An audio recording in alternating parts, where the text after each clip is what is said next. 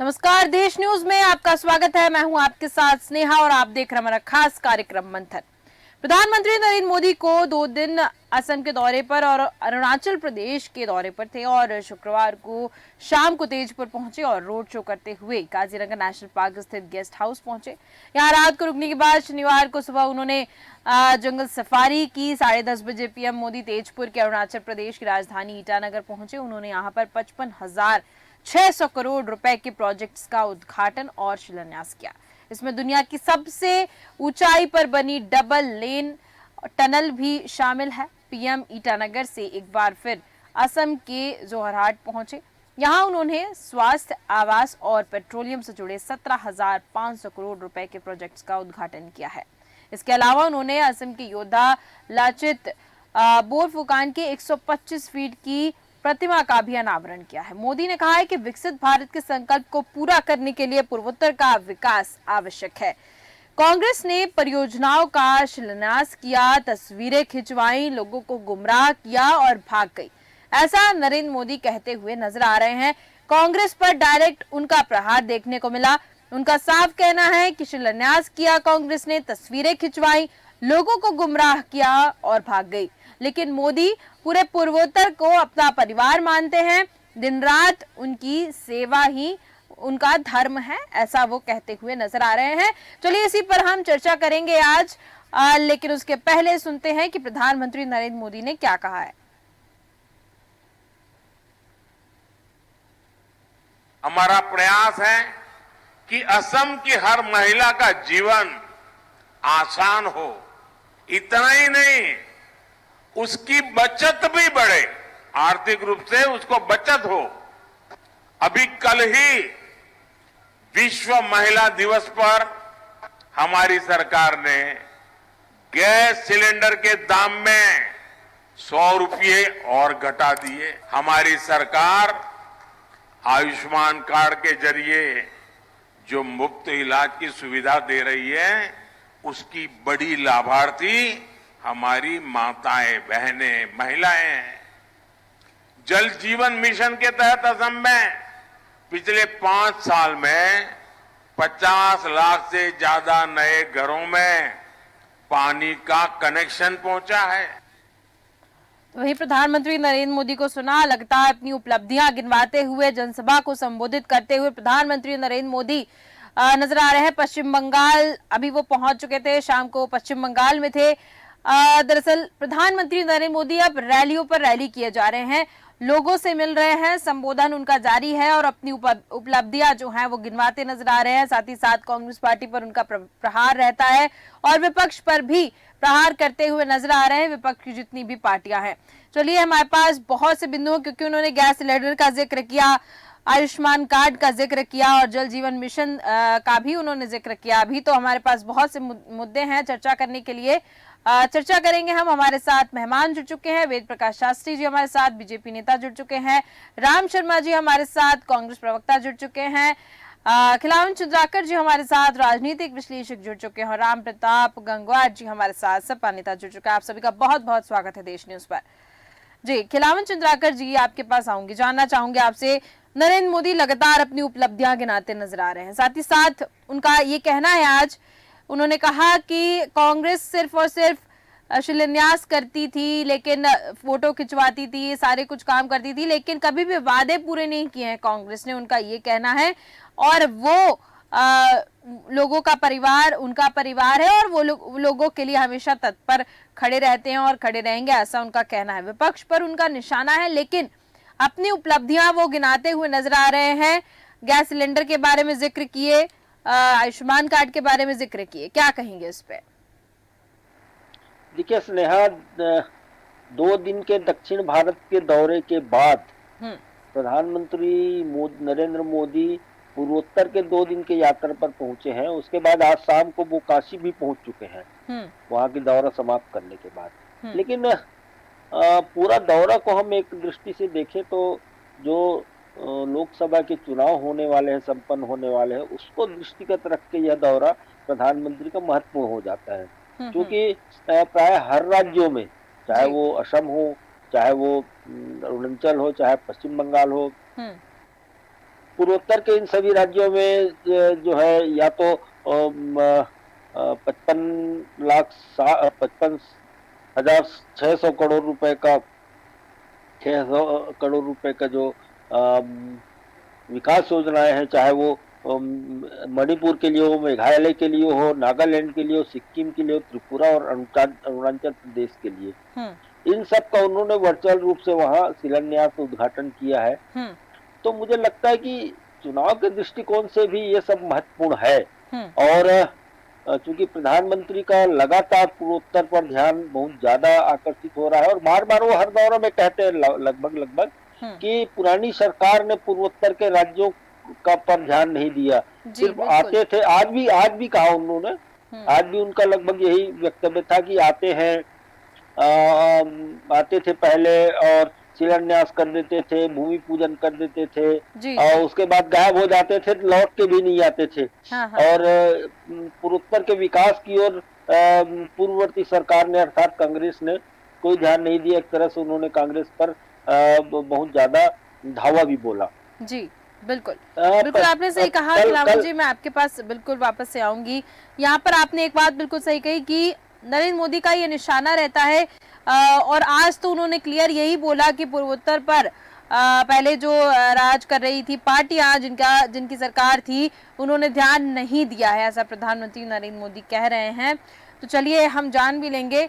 हमारे साथ जुड़ चुके हैं राम शर्मा जी, उनसे जानने की कोशिश करेंगे, लेकिन उसके पहले वेद प्रकाश शास्त्री जी के पास में आऊंगी।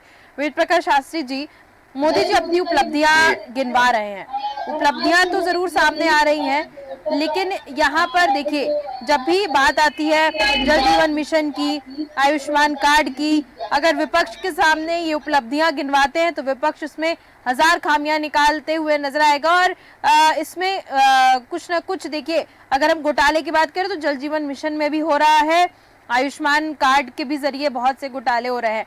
तो इसमें अगर नरेंद्र मोदी उपलब्धियां जरूर गिनवा रहे हैं, लेकिन कहीं ना कहीं वो इन्हीं उपलब्धियों से घिरते हुए भी नजर आते हैं। स्नेहा जी, जो सरकार की योजना है माननीय प्रधानमंत्री जी के द्वारा आम जनमानस के बीच में रखी जा रही है और उसका आम लोगों को लाभ मिल रहा है। आपने इसी बीच में कहा कि शायद इसमें कुछ अनियमितताएं हो रही हैं और कुछ घोटाले जैसे शब्द का आपके द्वारा प्रयोग किया गया जी। अगर किसी के पास इसके कोई पुख्ता प्रमाण है तो विपक्ष उस बात को लाने के लिए, कहने के लिए स्वतंत्र है। और अगर विपक्ष को केवल आरोप लगाना है तो आरोप लगाने से समस्याओं का समाधान नहीं होता है। देश की जनता देख रही है और लगातार जनता का आशीर्वाद माननीय मोदी जी के साथ में है और वो तीसरी बार प्रधानमंत्री बनने जा रहे हैं। और इस बात को लेकर के जो विपक्ष है वो बहुत विचलित रहता है। तो जो आरोप प्रत्यारोप का दौर ये चलाते हैं, उस आरोप के प्रत्यारोप के दौर से काम नहीं चलेगा। लगातार काम किया जा रहा है, लगातार योजनाएं संचालित की हैं। आज जो प्रधानमंत्री जी ने पूर्वोत्तर में शिलान्यास किया है, आप कल्पिए कि पूर्ववर्ती सरकारें, क्या उन्होंने जब शिलान्यास किया था तो उनकी ये जिम्मेदारी नहीं बनती थी कि वो इसका उद्घाटन करते, या वहां के लोगों का कोई इसका लाभ मिलता? 13,000 फीट की ऊंचाई पर जिस सुरंग का आज उद्घाटन किया गया है, लोगों के लिए वो खोली गई है, तो पूर्ववर्ती सरकारों का शिलान्यास किया हुआ कार्यक्रम था। आज माननीय प्रधानमंत्री जी ने उसे देश को सौंपा है और इसके बावजूद अगर ये विपक्ष कहता है कि कहीं पर कोई अनियमितता पाई जा रही है तो उनके उस आरोप का हम स्वागत करते हैं। प्रमाण सहित आए और उस पर वो हमसे बात करेंगे और आप प्रामाणिकता के साथ में अपनी बात रखिए, ठीक है। लेकिन पूर्वोत्तर राज्यों की जो उपेक्षा कांग्रेस पार्टी के द्वारा की गई है वो भी सर्वविदित है, ये भी किसी से छिपा हुआ नहीं है। और आज जो काम हो रहा है वो जनमानस के बीच में है। माननीय प्रधानमंत्री जी द्वारा जो बात कही जा रही है, चाहे वो जल जीवन मिशन की हो, आयुष्मान कार्ड की हो, या अन्य जो योजनाएं हैं, उज्ज्वला योजना की हो, उन सारी योजनाओं का लाभ लगातार आम जनता को मिल रहा है और उनका आशीर्वाद माननीय प्रधानमंत्री जी के साथ है, ये जग जाए। ठीक है, चलिए हमारे साथ राम शर्मा जी भी हैं, कांग्रेस प्रवक्ता, उनसे जान लेते हैं। तमाम उपलब्धियां रामजी नरेंद्र मोदी जी ने गिनवाई अपनी। गैस सिलेंडर उन्होंने कहा कि महिला दिवस पर 100 रुपए और कम कर दिए। मुफ्त इलाज की बात उन्होंने कही, आयुष्मान कार्ड की बात उन्होंने कही, जल जीवन मिशन की उन्होंने बात कही। साथ ही साथ पूर्वोत्तर की जब बात आई तो उन्होंने कहा कि पहले की सरकारों ने पूर्वोत्तर पर बिल्कुल नहीं ध्यान दिया है। उनके द्वारा शिलान्यास किए गए प्रोजेक्ट्स को मैं आज उसका उद्घाटन कर रहा हूं। कहीं ना कहीं इससे ये जो पूर्वोत्तर पर उन्होंने निशाना साधा है, इसे कहीं विपक्ष जो है विपक्ष कमजोर दिख रहा है, क्योंकि शिलान्यास अगर कांग्रेस पार्टी ने किया और अगर उद्घाटन प्रधानमंत्री नरेंद्र मोदी कर रहे हैं तो उन्होंने ये खामी गिनवा दी विपक्ष के। स्नेहा जी, सबसे पहले तो मैं कहती हूँ मेरा नाम राम नहीं, मेरा नाम राज शर्मा। जी चलिए, माफी चाहूंगी। कोई बात नहीं। मैं अभी एक बात कहना चाहता हूँ, यहाँ पे किसी भी परियोजना की उद्घाटन करते हैं, रिबन काटते हैं, शिलान्यास करते हैं, शिलापट लगा देते हैं, उससे आम जनता को कोई फायदा नहीं पहुंचता। वो बात अलग है कि इनके तथाकथित दोस्तों को फायदा मिलता हो। मैं ज्यादा नहीं किसी को क्रिटिसाइज करना चाहता हूं, मैं सकारात्मक व्यक्ति हूं, सकारात्मक बात करूं। देखिए, पहली बात तो ये भूल जाते हैं भारतीय जनता पार्टी के कि सन 2000 तक देश को यहां तक लाने में हमारी सरकारों का काम है। आज जो भी ये कर रहे हैं उसको देश ये नकार नहीं सकते कि पिछली सरकारों ने कुछ नहीं किया। और फिर मैं ये जानता हूं कि देश के प्रधानमंत्री, लेकिन क्षमा के साथ कहता हूं, गांव में एक कहावत होती है कि देवरानी जेठानी की गलती निकालती रहती है। मैं कहता हूं आप अपना काम बताइए, आपने 10 साल में क्या किया, आगे बताइए। मैं आपसे पूछना चाहता हूं कि भारतीय जनता पार्टी ने एक विश्वविद्यालय दिया हो 10 सालों में जिसका विश्व में डंका बजता हो। मुझे उत्तर प्रदेश की बात कर लूं, किसी में एक बेसिक शिक्षा विद्यालय में एक शिक्षा विद्यालय बता दें जिसमें कि सारे टीचर पूरे होते हो। एक लोहिया सरकारी अस्पताल बता दें जहां पे सारे डॉक्टर 100% डॉक्टर हो। मैं डिपार्टमेंट गिना दूंगा जहां पे जो आज से 10 साल पहले 280 या 380 होते थे उस डिवीजन में, आज 3 लोग हैं। और आपको एक और बता दूं, हमारा कस्तूरबा गांधी स्कूल चलता है उत्तर प्रदेश, सर्व शिक्षा अभियान। उसमें सर्व शिक्षा अभियान में प्रदेश को पैसा देना होता है और केंद्र को पैसा देना होता है। कभी केंद्र का पैसा आ जाता है, कभी प्रदेश का आ जाता है, कभी दोनों का नहीं आता है। आप क्या करते हैं, आप क्या एयरपोर्ट खोल रहे हैं, ये एक अलग बात है। क्या एयरपोर्ट पे चलने वाले लोग बना रहे हो? क्या वंदे मातरम ट्रेन में बैठने वाले लोग बना रहे हो? एक 10 साल में एक ऐसी यूनिवर्सिटी नहीं बनी जिसका डंका विश्व में बनता हो। आप बताइए, ये कहते हैं विश्व गुरु, कब तक कोसोगे? मैं कहता हूं हमारी कमियां थी तभी आपको चुन लिया लोगों ने, इसमें क्या है बताइए आप। लेकिन हमारी कमियां गिना रहे हैं। हमारी कमी थी, हमें सत्ता से नकारा गया। अब आप ये बताइए कि आप बैठे हो, परीक्षा आपकी होनी है, नंबर भी आपको मिलेंगे, लेकिन आप प्रधानमंत्री जी का कितना भी भाषण सुन लीजिएगा, वो शायद ही कभी कोई शब्द हो। मैं अगर बता दें, बीजेपी के नेता बैठे ये बता दें कि कम से कम प्रधानमंत्री ने कहा मैंने ये किया, क्या उज्ज्वला करा, आयुष्मान की बात बता दूं, यहां पे आयुष्मान कार्ड धारक को एडमिशन नहीं मिलता है। यहां पे अस्पतालों में किसी पूर्व सांसद के बेटे को एडमिशन नहीं मिलता है। यहां पे वर्तमान विधायक को कोविड के काल में एक बेड भी नसीब नहीं हुआ। क्या ये जनता नहीं देख रही है? हम क्रिटिसाइज का, ये हमारा कर्तव्य है। हम विपक्ष में बैठे, हम आपकी कमियां गिनाएंगे, लेकिन आप देवरानी की तरह हर वक्त जेठानी को गाली दोगे, ये बर्दाश्त नहीं करेंगे। हमने सरकार चलाई, आपको वो दिया जो आप बेच रहे हैं, आपको वो दिया जिसके सहारे आप चल रहे हैं। एक छोटी सी बात है, आप लोन किसके लिए ले रहे हैं विश्व बैंक से? लाखों करोड़ रुपया क्यों ले रहे हैं लोन? क्या कर रहे हैं आप? और दूसरी बात, अभी मैंने एक चीज वीडियो देख रहा था, उसमें मेरे आदरणीय प्रधानमंत्री जी कह रहे थे कि मैं ट्रेन में, जब बचपन में मैं ट्रेन में चलता था तो लोगों के हाथ देखने लगता था, उससे ये नतीजा होता था कि मुझे सीट मिल जाती। मतलब तब भी बेवकूफ बनाते थे, आज भी बेवकूफ बना रहे हो। क्या दिखाना चाह रहे हो? आप भारत जैसे देश के प्रधानमंत्री, आप जब बोलने से पहले उसको तोलें, बोलने के बाद ना तोलें। ठीक है राज शर्मा, मेरा इतना सा कहना है। बिल्कुल। ठीक है, देखिए तमाम सवाल यहाँ पर राज शर्मा जी द्वारा किए गए हैं, जिसका मैं जवाब वेद प्रकाश शास्त्री से चाहूंगी, लेकिन उसके पहले मैं आऊंगी अभी राम प्रताप गंगवार जी हमारे साथ सपा नेता भी जुड़े हुए हैं। राम प्रताप जी, मेरी आवाज सुन पा रहे हैं आप?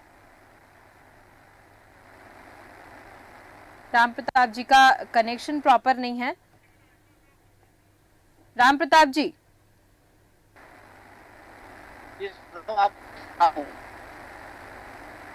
राम प्रताप जी आपका नेटवर्क कनेक्शन प्रॉपर नहीं है। मैं आपसे रिक्वेस्ट करूंगी आप प्रॉपर नेटवर्क कनेक्शन जरूर कर लीजिएगा, तभी आपकी आवाज पहुंच पाएगी। जी वेद प्रकाश शास्त्री जी, देखिए तमाम सवाल खड़े हुए हैं यहाँ पर, एक एक करके मैं आपसे सवालों के जवाब चाहूंगी। जी सवाल सुनाई नहीं दे रहे थे स्पष्ट, तो थोड़ा सा अगर वो स्पष्ट हो जाए तो हम उसके बारे में बात करें। चलिए राज शर्मा जी, आपके जो सवाल थे शॉर्ट में थोड़ा सा आप बता दीजिएगा ताकि हम जवाब ले सके प्रॉपर। मुझे बस वेद प्रकाश जी 3 बातें बता दे। 10 साल में ऐसा विश्वविद्यालय बता दे जिसका विश्व में डंका बजता हो। एक सरकारी अस्पताल बता दे जिसमें 100% डॉक्टर की वैकेंसियां भरी हुई है। तीसरी बात, एक बेसिक विद्यालय या माध्यमिक विद्यालय बता दे जहां पूरे टीचर हैं। इतना बता दे, बस मैं मानूंगा काम कर रहे। और दूसरी बात, एक और बात कह रहा हूं कि प्रधानमंत्री जी ने क्या शिलान्यास कर रहे हैं, मुझे इससे लीस्ट इंटरेस्टेड। क्या सबमिट हुए लीस्ट इंटरेस्टेड? जो पहले मसौदे तैयार हुए थे वो कितने मैटरलाइज हुए, ये बताएं पहले प्रधानमंत्री जी। उनके नुमाइंदे वेद प्रकाश जी बता दें, और बहुत विनम्र तरीके से कह रहा हूं। जी वेद प्रकाश शास्त्री जी बताइए। देखिए, हमारे जो साथी राज शर्मा जी कह रहे हैं कि एक भी विद्यालय आप बताइए जिसमें अध्यापक पूरे हों।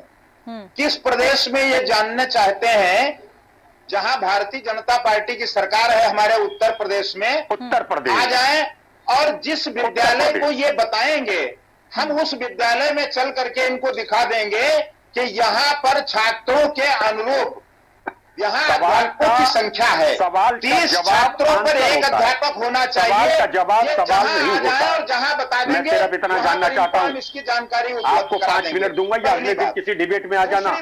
आप मुझे सिर्फ एक विद्यालय बता दीजिए। कांग्रेस सरकार के द्वारा जो स्वास्थ्य विभाग की हालत खराब की गई, पे पूरे टीचर पटरी पे लाने में 10 से अधिक वर्ष लग चुके हैं। मैं आपको प्रदेश की सरकार 40 और देश की सरकार ने जो स्वास्थ्य के ऊपर काम किया है वो किसी से छिपा हुआ नहीं है। क्या कोरोना काल आपने नहीं देखा? पढ़ चुके भारत सरकार का जो योगदान कोरोना काल में था पूरे विश्व में देखा, लेकिन क्या कांग्रेस पार्टी को दिखाई नहीं पड़ा? क्या कांग्रेस के लोगों ने ये नहीं देखा कि माननीय प्रधानमंत्री जी ने और पूरे देश की सरकार ने कोरोना काल में किस तरीके से देश की जनता के साथ खड़े होकर के उनके स्वास्थ्य के लिए, उनके वैक्सीन के लिए, उनके ऑक्सीजन के लिए। चलिए ठीक है, वेद प्रकाश शास्त्री जी और राज शर्मा जी। कांग्रेस पार्टी होगी बन रहे हो वेद प्रकाश शास्त्री जी, कांग्रेस पार्टी आने वाली नोनियाल आपको माफ नहीं करेगी। कांग्रेस पार्टी पहले ठीक है, वेद प्रकाश शास्त्री जी का भी हम सवाल सुन लेते हैं। राज शर्मा जी, राज शर्मा जी, बहुत प्यार से सुना था। ठीक है वेद प्रकाश शास्त्री जी, सजा ये है, राज शर्मा आप हटोगे सत्ता। ठीक है जी। वेद प्रकाश शास्त्री जी, क्या सवाल था आपका? मैं कांग्रेस से ये जानना चाहता हूं कि पूरे 65 से 70 वर्ष सत्ता में रहे और स्वास्थ्य की जो बदहाली इनके कार्यकाल में की गई थी उसको आज तक पटरी पर लाना मुश्किल हो रहा है। आपने आयुष्मान कार्ड क्यों नहीं शुरू कराए? आज 80 करोड़ लोगों को कोरोना काल से लगा करके आज तक मुफ्त में राशन दिया जा रहा है। जिस समय देश और पूरा विश्व कोरोना काल से जूझ रहा था, उस समय भारत सरकार देश के आम आवाम के साथ कोरोना काल में कंधे से कंधा मिला करके खड़ी रही और एक एक आदमी को वैक्सीकरण का काम, टीकाकरण का काम और एक एक आदमी को स्वास्थ्य सुविधाएं मुहैया कराने का काम सरकार ने किया है।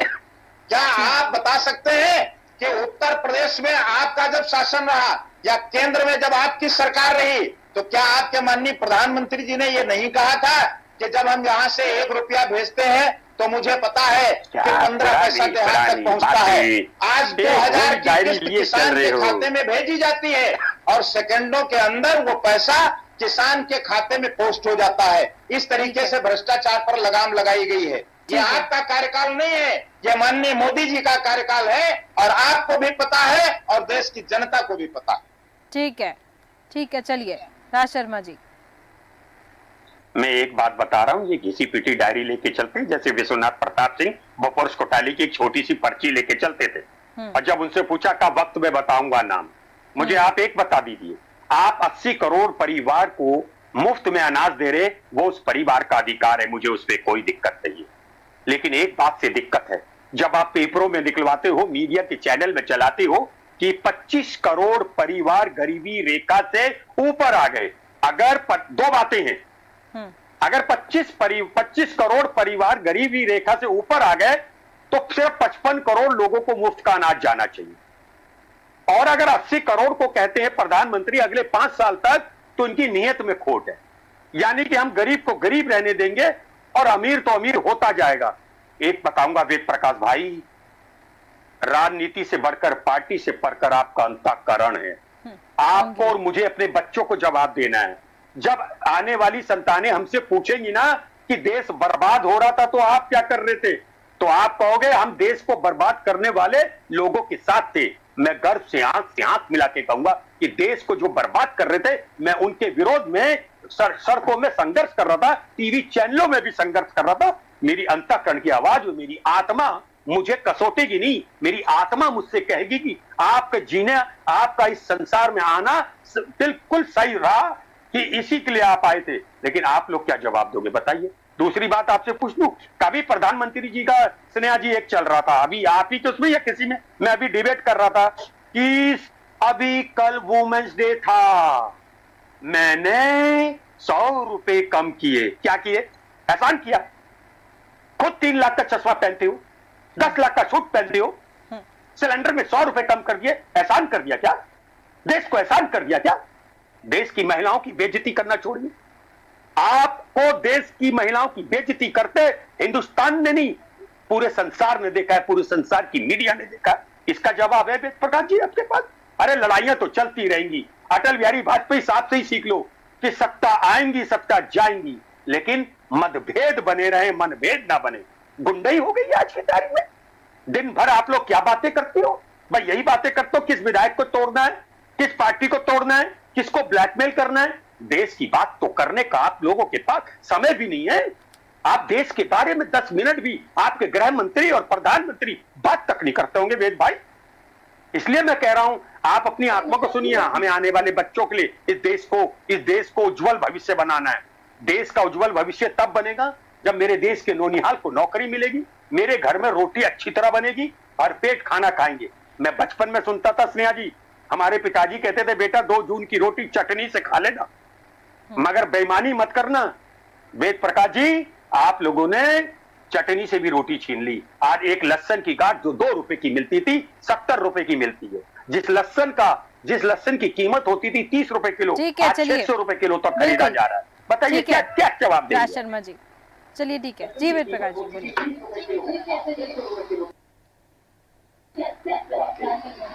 अगर कांग्रेस पार्टी को इस बात पर एतराज है कि 80 करोड़ लोगों को कोरोना काल में राशन उपलब्ध कराना सरकार ने क्यों सुनिश्चित किया, तो विपक्षी होने के नाते इनको लोकसभा के सदन में प्रस्ताव लाना चाहिए था कि हम विरोध करते हैं देश के किसी भी नागरिक को कोई भी राशन न दिया जाए, कोरोना काल में उनका इलाज न कराया जाए, कोरोना काल में उनका टीकाकरण न कराया जाए। ये बात कांग्रेस को कहना चाहिए था।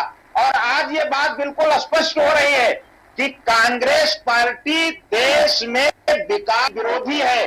और जब विकास की बात कोई भी व्यक्ति करेगा, जिस देश में सरकार करेगी, तो जो आज ऐसे दूर बैठ के बातें कर रहे हो ना, ये कांग्रेस की देन है।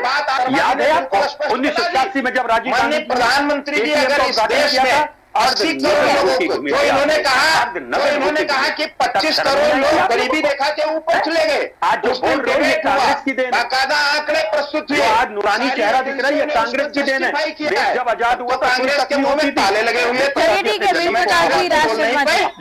राज शर्मा जी, आज राज शर्मा जी को याद आ रहा है कि साहब उन आंकड़ों के बारे में चर्चा हो रही। आप बताइए पूर्वोत्तर राज्यों का आवाज नहीं आ रही, जरा बता दीजिए, इनका जवाब दूंगा। आप ये बताइए कि आप, चलिए ठीक है, मेरे पास समय मेरे पास समाप्त हो चुका है और मैं आखिरी प्रतिक्रिया लेना चाहूंगी खिलावन चंद्राकर जी से, क्योंकि मैं क्षमा चाहूंगी आप सभी से, समय मेरा बिल्कुल समाप्त हो चुका है।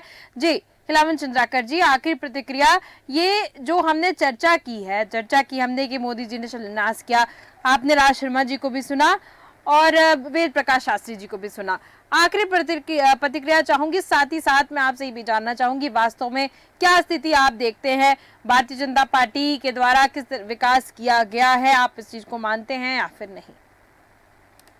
देखिए, जिस तरह से आज शिलान्यास और उद्घाटन किए गए हैं विभिन्न योजनाओं का पूर्वोत्तर के, चाहे अरुणाचल में हो, चाहे अरुणाचल के ईटानगर में हो, चाहे असम के काजीरंगा में हो, जोरहट में हो, तो मुझे लगता है, या पश्चिम बंगाल की सिलीगुड़ी में हो, तो मुझे लगता है कि ये सब योजनाएं तो अलग है, लेकिन प्रधानमंत्री का जो दौरा, जिस तरह से दौरा लगातार चल रहा है और जिस तरह की बातें वो कर रहे हैं, उन्होंने आज सिलीगुड़ी में कहा कि सिलीगुड़ी में संदेश खाली के मुद्दे को उठाया, पश्चिम बंगाल के सिलीगुड़ी में, और न सिर्फ टीसीएम को बल्कि ममता बनर्जी को, मुख्यमंत्री ममता बनर्जी को भी घेरा और आड़े हाथों लिया उनके नीतियों को।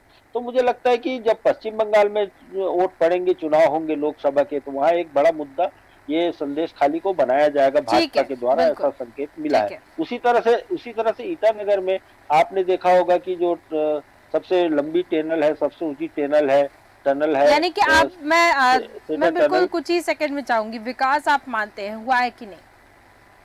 विकास तो हुआ है और हो रहा है लगातार, जिस तरह से पूर्वोत्तर का, निश्चित रूप से मैं मानता हूं कि मोदी सरकार के आने के बाद पूर्वोत्तर के विकास में तेजी आई है। मैं दूसरी बात कहना चाहता हूं इसमें एक मिनट, आधा मिनट में अपनी बात कहूंगा। उन्होंने परिवारवाद को भी आने वाले चुनाव में मुद्दा बनाने वाले हैं वो। आज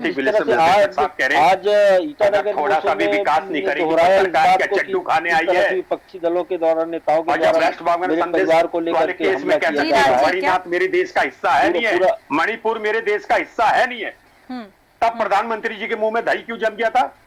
और रही बात, अगर 20% भी विकास ना कर पाए कोई सरकार, तो उसे सरकार गद्दी में रहने का अधिकार नहीं है। बिल्कुल चलिए, लोकसभा चुनाव बिल्कुल करीब है। राज शर्मा जी, बिल्कुल अब जनता देखते हैं क्या जवाब देती है, देखने वाली बात होगी। मैं माफी चाहूंगी, मैं प्रतिक्रियाएं अब नहीं ले पाऊंगी, यहीं पर चर्चा को विराम दूंगी। बहुत बहुत धन्यवाद आप सभी का मेरे साथ जुड़ने के लिए और चर्चा करने के लिए। तो प्रधानमंत्री नरेंद्र मोदी का आज असम और अरुणाचल प्रदेश में दौरा था, जनसभा को संबोधित किया गया, विपक्ष पे निशाने साधे गई। वहीं विपक्ष, अगर बात करें विपक्ष की, तो विपक्ष भी लगातार प्रधानमंत्री नरेंद्र मोदी और भारतीय जनता पार्टी के ऊपर सवाल खड़े करता रहता है, चाहे वो विकास की बात हो या फिर शिलान्यास की बात हो, उद्घाटन की बात हो, हर बात पर विपक्ष का एक प्रहार जरूर देखने को मिलता है और आरोप प्रत्यारोप का दौर तो लगातार जारी है। लोकसभा चुनाव भी करीब है, अब आगे देखते हैं कि लोकसभा चुनाव में जनता किसको चुनती है। तो फिलहाल के हमारे इस खास कार्यक्रम में सिर्फ इतना ही। देखते रहिए देश न्यूज। नमस्कार।